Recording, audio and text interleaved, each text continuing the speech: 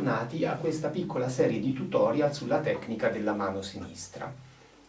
Parleremo ora di come si effettuano i passaggi dalla terza posizione verso le posizioni più acute oltre la quinta e di come si torna indietro. Vorrei ritornare un attimo a quanto abbiamo detto nel tutorial precedente su come si tiene la mano in terza posizione, cioè appoggiandola leggermente al bordo del fondo del violino, qui, e inclinando leggermente la mano rispetto al braccio, che devono formare un angolo in questo modo. Partendo da questa posizione, cioè dalla terza posizione, quando ho necessità e quando arriva il momento di effettuare un passaggio nelle posizioni dalla quinta in su, il pollice, vedete, deve andare leggermente sotto il manico in modo da consentire, vedete, alla mano di scavalcare il corpo del violino e di poter andare oltre la quarta e la quinta posizione.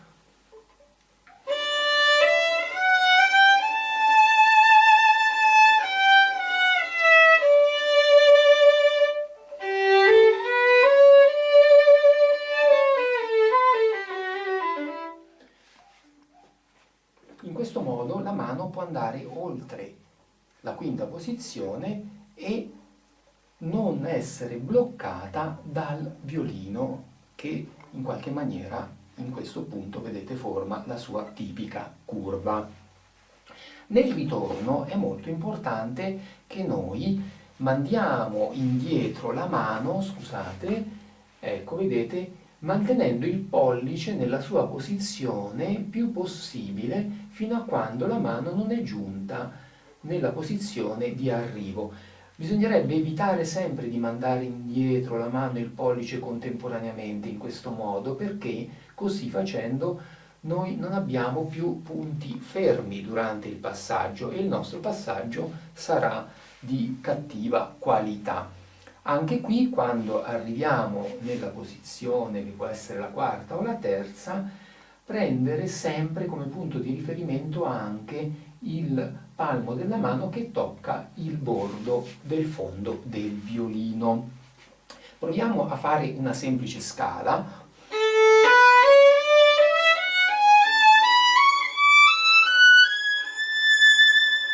Ecco, vedete? In questo modo io sono andato oltre il corpo del violino con la mia mano. Il pollice è qui, in questo momento sono in sesta o settima posizione e la mia mano è abbastanza salda e sicura. Nel ritorno,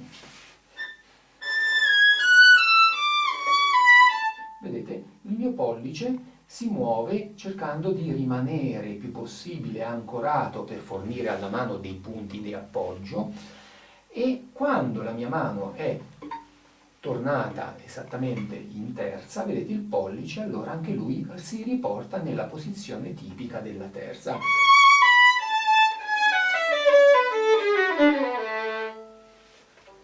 È molto importante che durante questi passaggi di posizione noi cerchiamo di avere più punti di riferimento possibile e soprattutto il pollice, specialmente nei passaggi vibrati,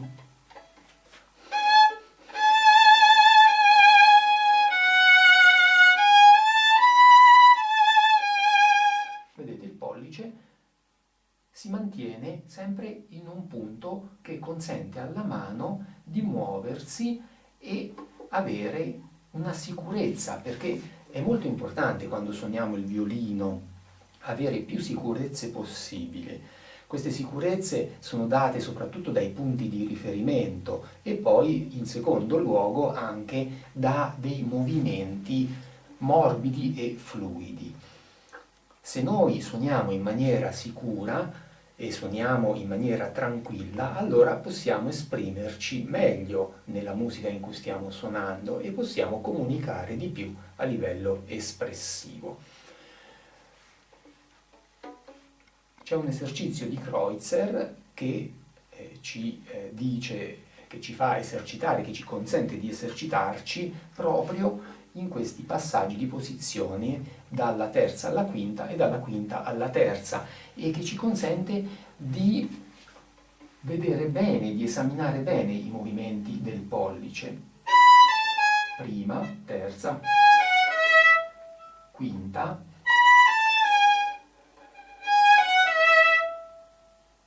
terza,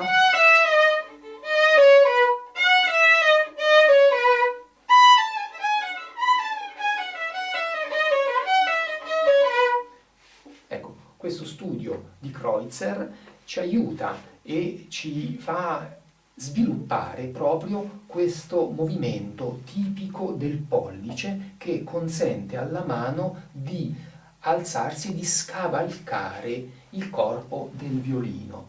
Il pollice che si porta leggermente sotto il manico, e quando io con il braccio effettuo il passaggio, vedete, il pollice non ostacola la mano, ma scivola sotto e la mano può andare oltre. Grazie della vostra attenzione, e nel prossimo tutorial parleremo del vibrato, di come si effettua il vibrato a livello base e delle problematiche estetiche del vibrato. Buona giornata a tutti.